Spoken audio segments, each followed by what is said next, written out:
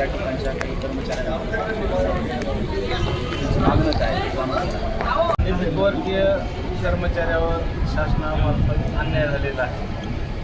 आमच्या या अगोदर ग्रामसेवक, शिक्षक, इतर जे कर्मचारी आहेत यांच्या समकक्ष आमची वेतन, परंतु पुढील वेतन आयोगामध्ये ज्यांच्या वेतन वाढत गेले त्यांचे वेतन हे कमी कमी होत गेले. आणि महागाईच्या युगामध्ये ज्यांच्या वेतना इतके आमचे वेतन असावे अशी आमची मागणी आहे. आणि आत्तापर्यंत वेतन त्रुटीमध्ये वेतनामध्ये जो त्रुटीमध्ये झालेली आहे तफावत ही वेतनाची त्रुटी आम्ही दूर करण्यात यावी अशी आमची शासनाची मागणी आहे. तसेच आमच्या पदोन्नतीचे जे स्तर आहेत ते स्तर पण कमी करण्यात यावी अशी आमची मागणी आहे. कर्मचाऱ्यांच्या देखील काही मागण्या जाणून घेणार आहोत. मॅडम यांना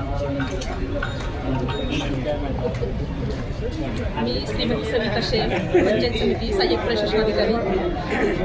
माझी नेमणूक 1999 मध्ये झालेली आहे वरिष्ठ सहाय्यक या पदावर. मी आता सहाय्यक प्रशासनाधिकारी आहे. मी लागल्यापासून आमच्या कर्मचाऱ्यांचं एकच मागणी आहे की आमच्याकडे चौथ्या वेतन आयोगापासून आमच्या कर्मचाऱ्यांवर लिपिक वर्गीय संवर्गावर खूप मोठ्या प्रमाणात अन्याय झालेला आहे. आणि चौथ्या वेतन आयोगामधील जे वेतन त्रुटीमध्ये अन्याय झालेला आहे तो प्रत्येक वेळेस प्रत्येक आयोगाच्या वेळेस त्याची सुधारणा झालेली नाही आहे. प्रत्येकाची काम करणारा मुळात हा कारकून खरा एक कर्मचारी आहे की प्रत्येक कामाची, योजनेची, प्रत्येक अधिकाऱ्याच्या हिताची फाईल प्रत्येक कारकुनाकडून फुटत होती आणि कारकुनावरच हा मोठ्या प्रमाणात अन्याय झालेला आहे. तर हा दूर व्हावं, शासनानं आमची थोडी दखल घ्यावी अशी मी शासनाला विनंती करते ह्या माध्यमातून आंदोलनाच्या. आणि आम्ही आजपासून थोडं आंदोलन तीव्र करणार आहोत. माफ न करता लेखणीबद्ध आंदोलन आहे. पंचायत समितीच्या प्रांगणात आम्ही सगळे बसलेलो आहोत.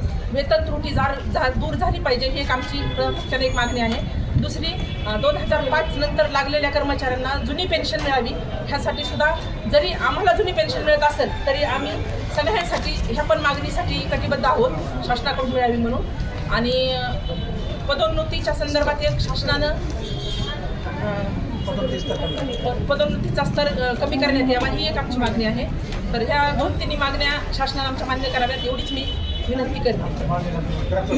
आणि आमच्या मागणीसाठी, आज आमच्या आंदोलनासाठी ग्रामसेवक संघटना, पंचायत समिती केज यांनी पण आम्हाला जाहीर पाठिंबा दिलेला आहे. तर आमची एवढी दखल शासनाने घ्यावी ही आमच्या सगळ्या कर्मचाऱ्यांच्या वतीनं विनंती करते. तसेच मी मीडियांचे पण आभार मानते. सुरेश यांच्या आंदोलनाबद्दल यांची अशी मागणी आहे.